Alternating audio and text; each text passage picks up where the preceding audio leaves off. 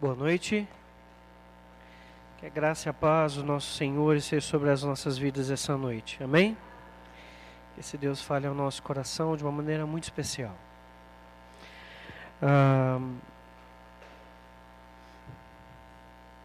O que eu quero relembrar você essa noite é que há esperança em meio ao sofrimento. Isso já é algo que consola o nosso coração. Isso já é algo que nos abraça, que traz esperança para a gente, que renova a nossa caminhada.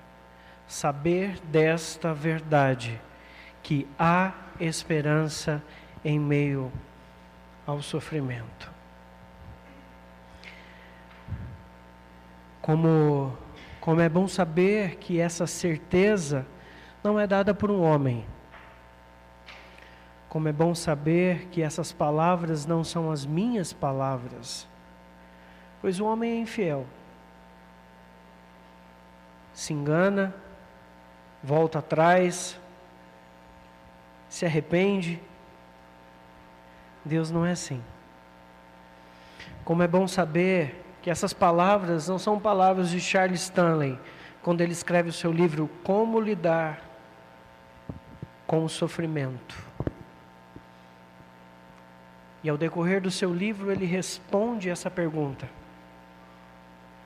E ele mostra em seu livro que há esperança em meio ao sofrimento. Que se encontra alegria no meio do sofrimento. Como é bom saber dessa verdade e descansar nessa verdade e entender que quem nos anuncia essa verdade é o próprio Deus. Isso é bom demais, não é? Muito bom, muito bom. Portanto, eu convido você a abrir a palavra do Senhor, segunda carta de Paulo aos Coríntios, capítulo 12, do versículo 7 ao versículo 10. E o texto diz assim: é para que não me ensoberbecesse com a grandeza das revelações. Foi-me posto um espinho na carne, mensageiro de Satanás, para me esbofetear, a fim de que eu não me exalte. Por causa disso, 3 vezes pedi ao Senhor que o afastasse de mim. Então ele me disse: a minha graça te basta, porque o poder se aperfeiçoa na fraqueza. De boa vontade, pois, mas me gloriarei nas fraquezas, para que sobre mim repouse o poder de Cristo. Pelo que sinto prazer nas fraquezas, nas injúrias, nas necessidades, nas perseguições, nas angústias, por amor de Cristo. Porque quando sou fraco, então é que sou forte. Amém. E Deus assim nos abençoe com a sua palavra. Há esperança em meio ao sofrimento. Há um bom tempo atrás, no deserto do Atacama, no Chile, mineiros trabalhavam ali, como todos os dias.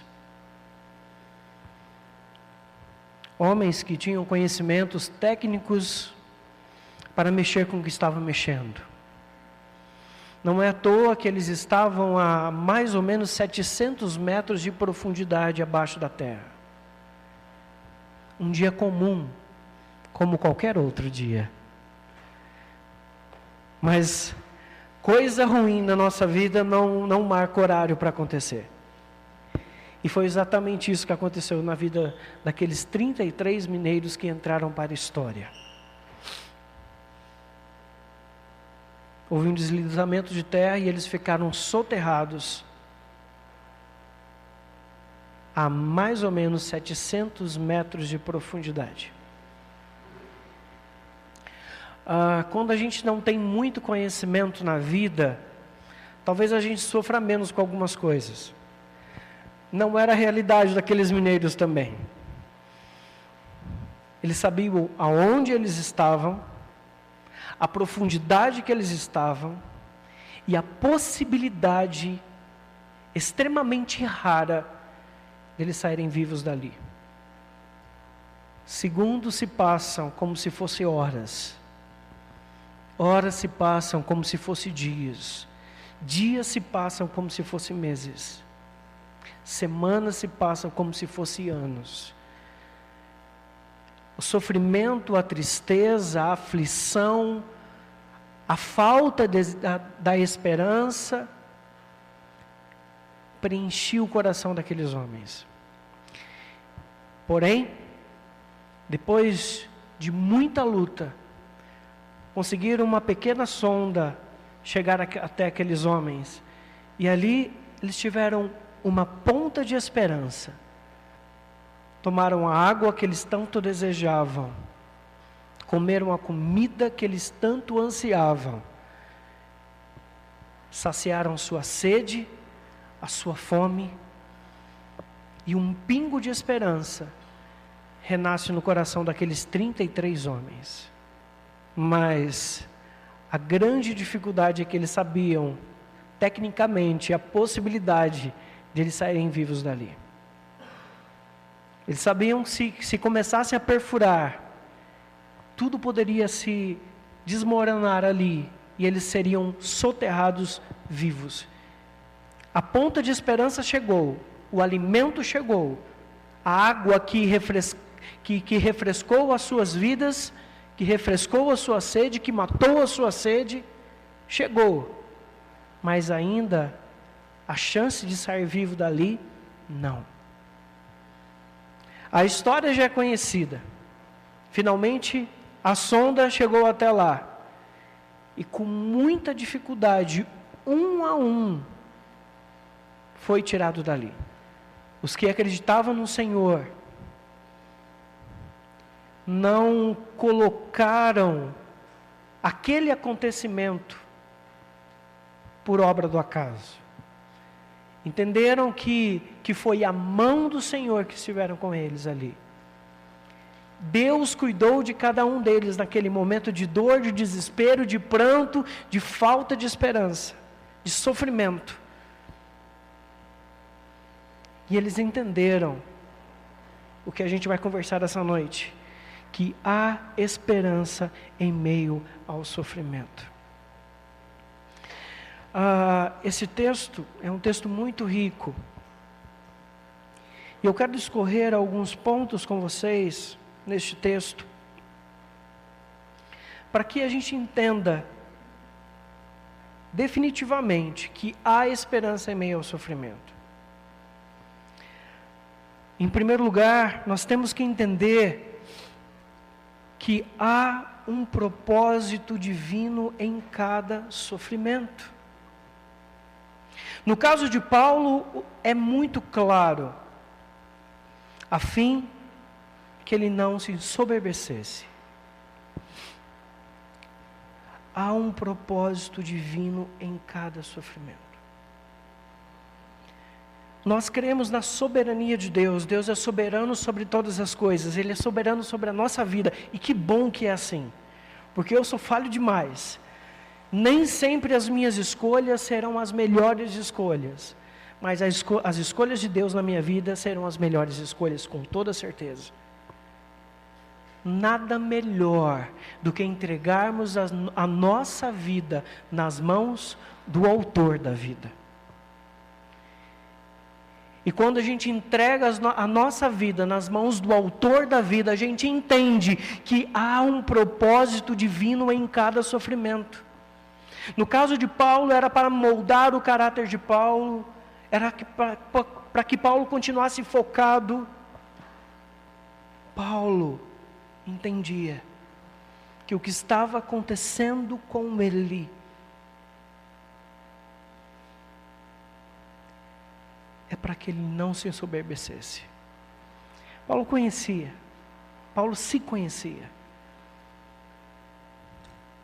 E ele sabia que isso era uma falha nele. Hora ou outra, ele poderia cair nessa falha e se ensoberbecer pela posição que ele estava.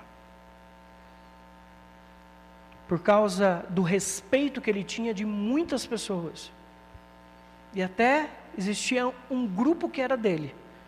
Uns diziam ser de Paulo, outros de Apolo, outros de Cefas e outros de Cristo. Daí Paulo puxa a orelha, para aí gente, não é bem aí, não é por aí não. Não existe grupo meu. Agora, Cristo é dono de todo o grupo. Paulo, ele entendia qual era o seu calcanhar de Aquiles. E como é bom ter essa certeza que há um propósito divino em cada sofrimento, para moldar o nosso caráter, para mudar a nossa história, para ensinar alguma coisa. A gente vê isso na vida de algumas pessoas. Pessoas que foram extremamente mimadas na sua infância, extremamente mimadas na sua adolescência, extremamente mimadas na sua juventude, e quando vai encarar o mundo aí fora, sofre demais. Por quê? Não passou pelo sofrimento necessário para a vida. O sofrimento molda a vida da gente. O sofrimento é uma bênção e não uma maldição. Quando a gente entende que nada acontece na nossa vida se não for da vontade de Deus, e que nada e nenhum sofrimento acontece na nossa vida além do que a gente pode suportar, como é bom entender essa verdade. Há um propósito divino para cada sofrimento. No caso de Paulo, no versículo 7, a fim que eu não me exalte. Paulo sabia. Por causa disso, é possível que Deus, em segundo lugar, é possível que Deus resolva nos revelar o propósito do nosso sofrimento. Ou não. Talvez Ele revele ou não. Na perspectiva deste texto, Deus revelou ao apóstolo Paulo o porquê do sofrimento, o porquê deste espinho na carne. E existem várias interpretações para esse espinho na carne de Paulo. João Calvino fala que este espinho na carne de Paulo eram tentações espirituais. Lutero fala que esse espinho na carne era a perseguição que Paulo sofria de judeus e líderes gentios. Existe um grupo que fala que este espinho na carne era um mal físico. Outros falam que era um problema que Paulo tinha na visão, que atrapalhava muito a sua vida. E ele enfrentava isso dia a dia. Se referindo quando ele fica cego, depois ele volta a ver, mas a visão dele não volta completamente. Um grupo defende isso. Outro grupo defende que Paulo sofria de terríveis dores de enxaqueca.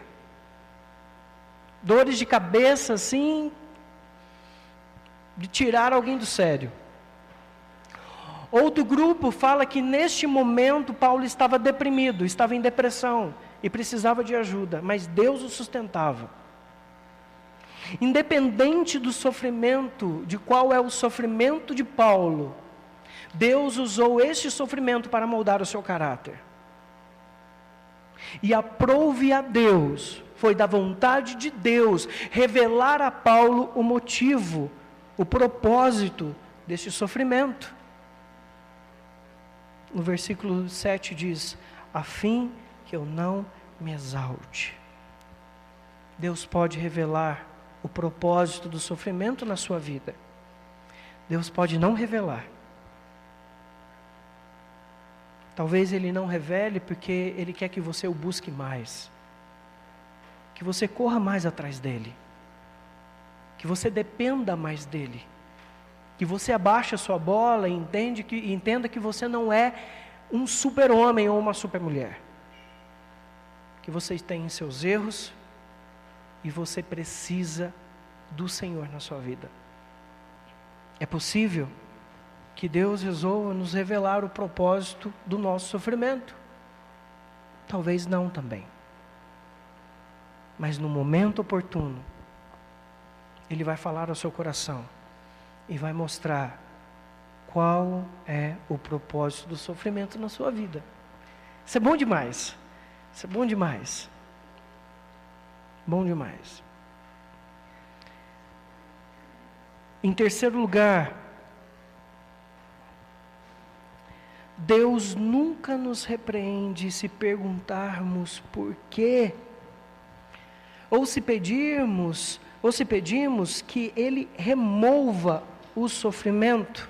O versículo 8 diz assim, do capítulo 12: por causa disto, pedi 3 vezes ao Senhor que o afastasse de mim. O afastasse. Paulo, que era extremamente envolvido com a cultura judaica naquela época, quando o judeu repetia 3 vezes a mesma coisa, é porque era algo do fundo do seu coração. Era algo que expressava uma verdade do fundo da sua alma.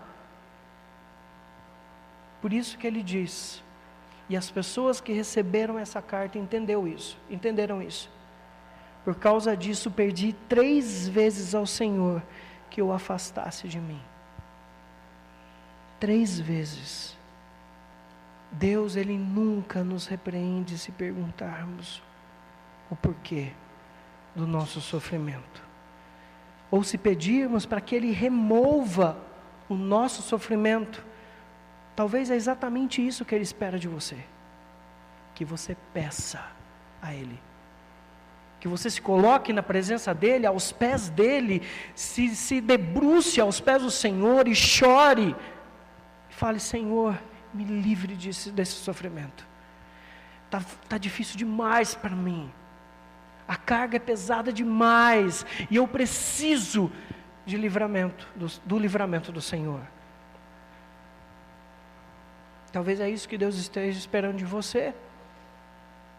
Porém, não era isso que Deus estava esperando de Paulo. Ele pediu 3 vezes. Mas aprove a Deus não livrar Paulo deste sofrimento. Porém, em quarto lugar, Deus nos conforta em nossas adversidades, no nosso sofrimento. Ele mostra que há esperança. No versículo 9 diz: então Ele me disse, a minha graça te basta, porque o poder se aperfeiçoa na fraqueza. De boa vontade, pois, mas me gloriarei nas fraquezas, para que sobre mim repouse o poder de Cristo. Deus nos conforta em nossas adversidades. Deus resolve não tirar o sofrimento de Paulo, mas dá força a este apóstolo para suportar o sofrimento. Ok? Independente do sofrimento que você esteja passando na sua vida, independente do sofrimento, Deus vai te fortalecer para que você passe por esse deserto. Independente. Deus, Ele vai te dar força, e você ainda será um testemunho vivo da graça do Senhor. Em 1 Coríntios capítulo 10, versículo 13, diz assim: não vos sobreveio tentação que não fosse comum aos homens, mas Deus é fiel, e não permitirá que você seja tentado além das vossas forças.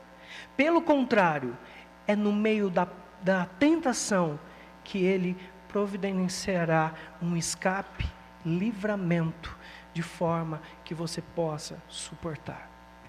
Quando foi traduzido a Bíblia Revista e Atualizada, a palavra escolhida foi tentação. Mas no texto grego, a palavra é provação, adversidade. E se a gente lê esse mesmo texto, nessa perspectiva, a gente lê as seguintes palavras: não vos sobreveio provação, tentação, adversidade que não fosse comum aos homens. Mas Deus é fiel e não permitirá que você seja tentado, provado, afligido, além das vossas forças. Pelo contrário, é no meio da provação, da adversidade, da tentação, que Ele providencia o escape, o livramento, de forma que você possa suportar. A graça do Senhor, este cuidado do Senhor, é um favor imerecido. Um Deus que está ao nosso lado todos os dias, que cuida da gente, um Deus pessoal. A maneira que Deus cuida do apóstolo Paulo é diferente da maneira que Deus cuida da sua vida, é diferente da maneira que Deus cuida da minha vida. Não porque Paulo é mais especial do que você ou do que a mim. Muito pelo contrário, nós somos iguais diante de Deus. Mesmo ele sendo um apóstolo que escreveu as coisas que estamos lendo aqui, essa palavra que estamos lendo aqui, mas não é palavra dele, inspirada por Deus. Ou seja, Paulo não é ninguém sem Deus. Ninguém. E o conforto vem da boca do próprio Deus. E ele me disse: a minha graça te basta. Porque o poder se aperfeiçoa na fraqueza. E por causa disso, Ele vai se gloriar nas fraquezas, para que sobre mim, para que sobre Ele repouse o poder de Cristo. Isso é incrível saber uma verdade dessa. Entender que o mesmo Deus do apóstolo Paulo, o mesmo Cristo do apóstolo Paulo, o mesmo Espírito do apóstolo Paulo, é meu também. A mesma companhia divina, transcendental do apóstolo Paulo, é minha companhia também. Como é bom descansar na graça do Senhor. A minha graça te basta. Este cuidado que eu tenho por você te basta. E é na fraqueza, é na adversidade que Ele molda o nosso caráter, que Ele transforma a nossa vida, que Ele te transforma num homem ou numa mulher melhor. Como é bom entender essa verdade, que Deus nos conforta em nossas adversidades, em nosso sofrimento. Por isso que nós temos a certeza que há esperança em meio ao sofrimento. Em quinto lugar, pode ser que Deus decida que é melhor não remover o sofrimento. Então Ele disse: a minha graça te basta. Deus, Ele não remove o sofrimento de Paulo, mas Ele fortalece o apóstolo a passar por isso, a suportar isso, a viver com esse sofrimento diário na vida dele, independente qual é o sofrimento, se é uma crise de enxaqueca, se ele estava deprimido, ou se ele estava com problema de visão, ou se eram perseguidores, judeus ou gentios, ou se eram opressões espirituais, demoníacas, ou se eram tentações espirituais, como Calvino diz, ou perseguições de homens poderosos da época, como Lutero diz. Independente de qual é o sofrimento, Deus, Ele resolve não remover o sofrimento na vida de Paulo, mas Ele está junto com Paulo, fortalecendo o apóstolo a passar por esse momento de dificuldade.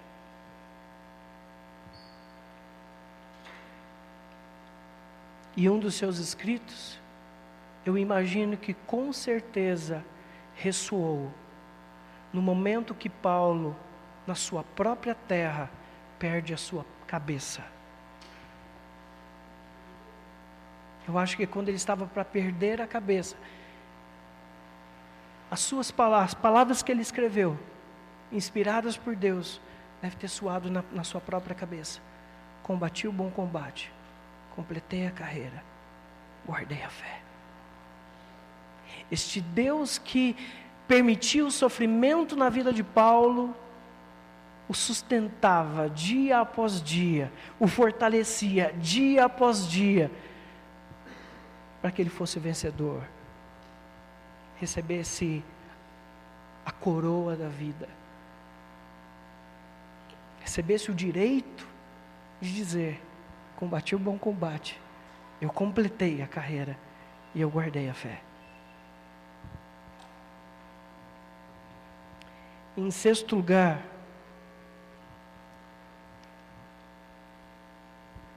a nossa alegria, a nossa esperança não se baseia na natureza das nossas circunstâncias. Versículo 10 diz: pelo contrário, o homem tem que ser muito crente para falar uma coisa dessa.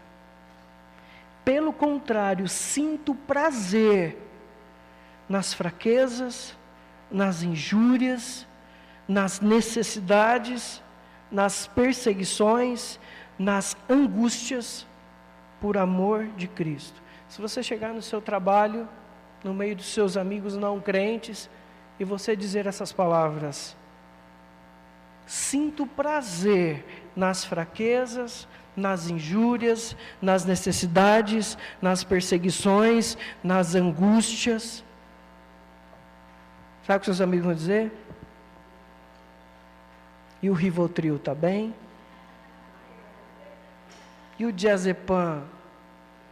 Qual é a tarja preta dessa vez?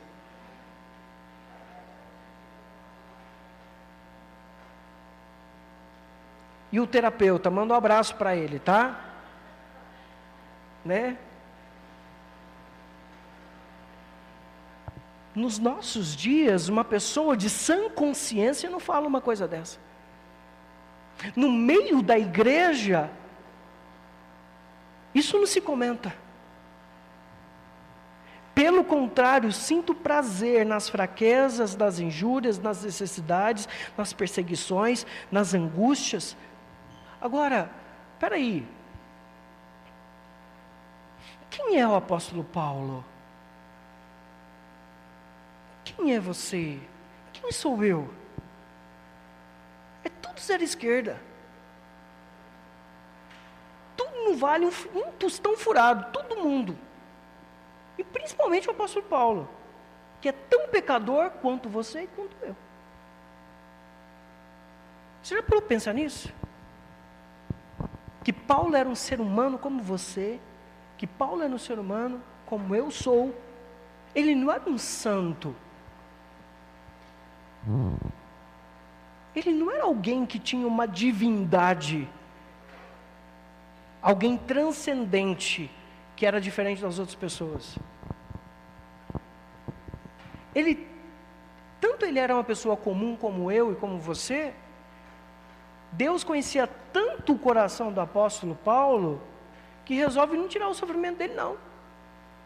Sabia que se tirasse o sofrimento dele, ele ia cair em tentação, ia inflar, ia ensoberbecer, ia trazer toda a glória a ele, ia ser o centro das atenções, os holofortes todos ao apóstolo Paulo. Deus conhecia o coração daquele apóstolo, como ele conhece o meu coração, como ele conhece o seu. Agora, era um homem experimentado, era um homem que sofreu muito, e por causa deste sofrimento, o caráter desse homem foi moldado, foi transformado. Agora a gente está com a unha encravada no pé. Ai, pelo amor de Deus, Senhor. Ai, me livra dessa unha encravada no pé. Ah, como Deus é ruim. E entre outras coisas que a gente acaba falando em momentos de sofrimento. Deus me abandonou. Deus me abandonou. Como se Deus abandonasse a sua criação. Isso não existe.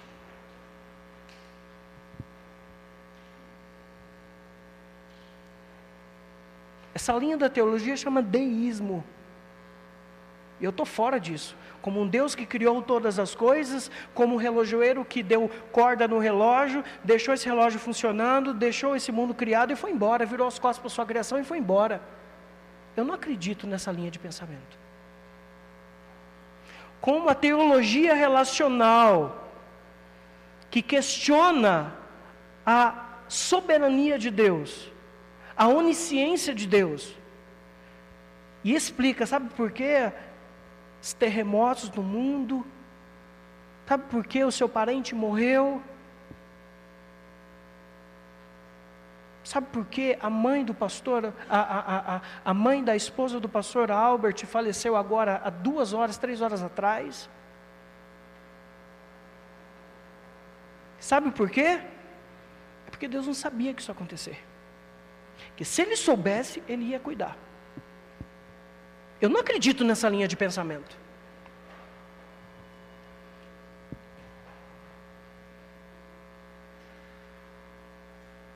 A nossa esperança não se baseia na natureza das nossas circunstâncias. Por entendermos ser um Deus que molda o nosso caráter em meio ao sofrimento, molda a nossa vida, nos transforma em homens e mulheres melhores, em meio ao sofrimento. O sofrimento é uma bênção na minha vida. E é uma bênção na sua vida também. Mas dói, incomoda, tira o sono, tira a paz. Aí a gente volta ao nosso racional. Devo descansar na paz que excede todo entendimento. Existe um propósito divino nisso que eu estou passando.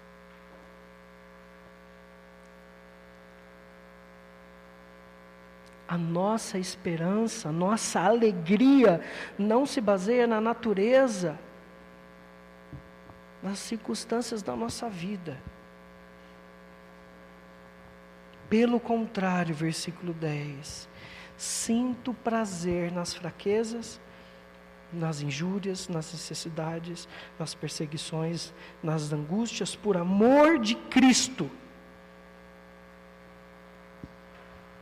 Porque quando sou fraco, então é que sou forte. A nossa alegria, a nossa esperança, ela é uma pessoa.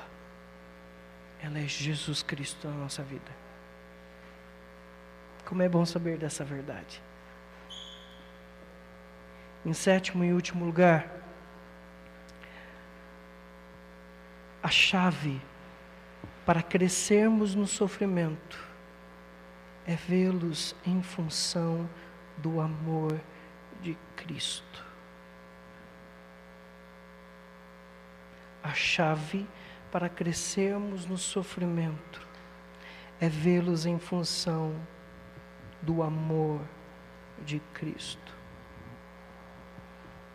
É por amor.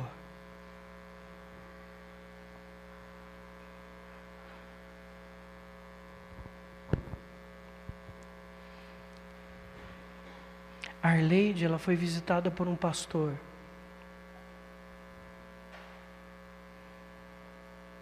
Arleide, ela talvez na glória saberá disso. Mas Arleide não sabe o impacto que ela teve na minha vida.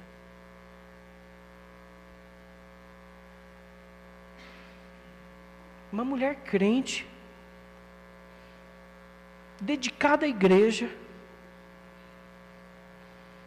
que trabalhava de manhã, de tarde e de noite em prol da obra do Senhor, que saía cansado do seu trabalho e ia ensaiar as crianças, e ia fazer um ensaio para participar aqui, que tinha uma voz belíssima, que tocava um piano como ninguém, uma serva do Senhor, tendo uma doença tão devastadora, que doía tanto, que machucava tanto.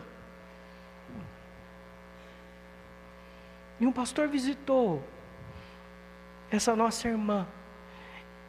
E ela fez uma pergunta que eu faria também. Não porque ela era fraca na fé, muito pelo contrário. Eu acho que a Arleide é um exemplo de vida para muitos de nós. E ela fez a seguinte pergunta: por que eu? Eu sirvo ao Senhor, eu sou uma serva dedicada, eu me entrego dia a dia nas mãos do Senhor. Por que eu?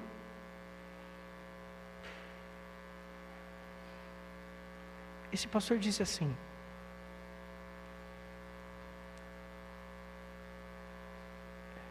você quer que eu fale uma mentira ou uma verdade? E a Arleide disse: verdade, lógico que eu quero saber a verdade. Algumas vezes, Deus escolhe pessoas fiéis a Ele e capazes de suportar um sofrimento muito grande para abençoar a vida da igreja. Através da sua vida, a igreja tem orado mais, visitado mais, se preocupado mais com o outro, se preocupado com a sua própria saúde, feito exames que vão identificar um câncer no seu início e ter chance de cura, de não sofrer com essa doença, por causa da sua vida, por causa que você está num leito de hospital, sem poder fazer nada, você tem feito tudo isso. Irmãos, têm orado mais, intercedido mais, se preocupado mais com o outro, se preocupado mais consigo mesmo, com a sua própria saúde, com a sua vida, com a vida do outro, visitado mais. Olha a obra que Deus tem feito através da sua vida, e você aqui sem fazer nada no leito de hospital. Algumas vezes Deus escolhe, e talvez você possa se perguntar: por que eu estou passando por esse sofrimento? Talvez Deus escolheu você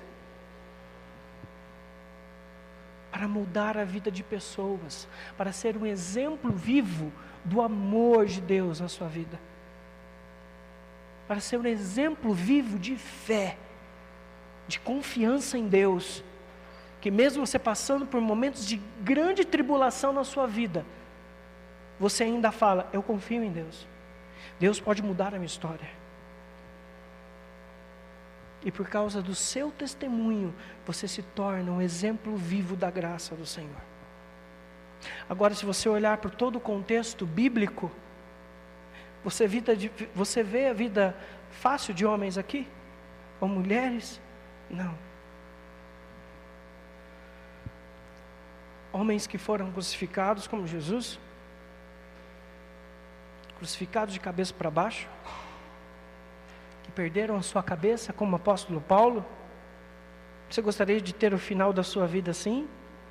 Geralmente a gente programa a nossa vida para a gente ter a nossa aposentadoria e viajar bastante na nossa aposentadoria, né? Eu vou abrir o nosso negócio próprio, entre outras coisas. Você sonha com um final de vida bom, e por isso você investe. Faz seguro-previdência e investe na aposentadoria, paga direitinho no INSS, entre outras coisas. Você quer um futuro tranquilo para você e para sua família. Homens e mulheres na palavra, na Bíblia e no dia a dia não têm essa vida. Do jeito que o profeta Jeremias sofreu, do jeito que o profeta Isaías morreu, cerrado ao meio. Você já se imaginou morrendo desse jeito? Você deseja esse futuro para você? Do jeito que Cristo morreu, injustamente. Agora, o profeta Isaías merece morrer. Jeremias merece morrer. Paulo merece morrer. Todos nós merecemos morrer.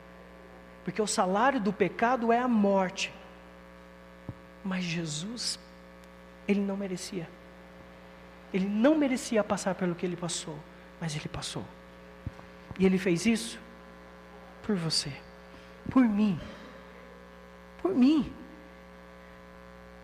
Mas homens que marcaram a história, a Arleide que marcou a nossa história, uma serva do Senhor, e ela passou tudo o que ela passou, foi um exemplo vivo para a vida da igreja, e ela fez isso por amor de Cristo. Missionários fora do país, perdendo a sua vida, a vida da sua família, vendo a sua família ser morta na frente dele, para depois ele perder a vida, por amor de Cristo.